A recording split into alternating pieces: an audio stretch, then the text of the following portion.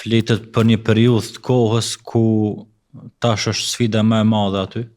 Do thonë na të gjithë jemi me një farë forme hartojmë plane dhe strategji se si me përfitu rinin.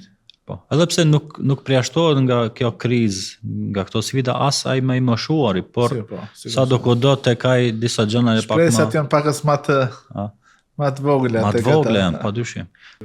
Flasim për një periudhë kur fëmia arrin një moshë, për shembull e pubertetit, dhe zakonisht ai fëmijë tashmë ndikimin e ka më tepër jashtë shtëpisë se sa brenda shtëpisë.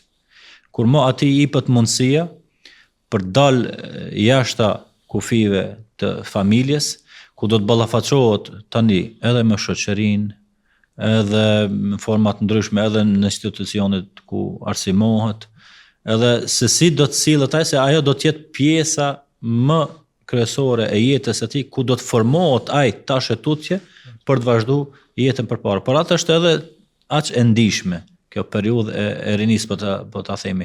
Mëse rinia varësisht prej perceptimeve, varësisht prej asaj se sa njerëz e kanë kufizuar, shkon deri në një moshë bëjë të lartë, mund të themi se mund të vjen deri te mosha 30 vjeçare. Është periudha kur bëhen kthesa të mëdha në jetë, ku njeriu përzgjedh ndonjë rrugë, përzgjedh profesione, përzgjedh atë çka mendon se është më me rëndësi për jetën e tij, prandaj periudhë që ka shumë dilema tek të rinjt, ka shumë paqartësi, huti, dhe për ta vazhduar këtë bisedë rreth rinisë, unë kisha dashur fillimisht me e paraqit një pjesë të vogël nga historia e lavdishme e rinisë në kohën e të dërguarit tonë Muhamedit sallallahu alaihi wasallam.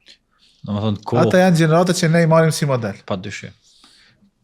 Koha kur vjen shpallja dhe i përgjigjen Muhamedit sallallahu alaihi wasallam vërrehet, dhe kushdo që i qasës historisë së sahabëve do ta sheh që në përgjithësi, jo të gjithë, mosha e sahabëve që kanë pranuar fen kanë qenë 3.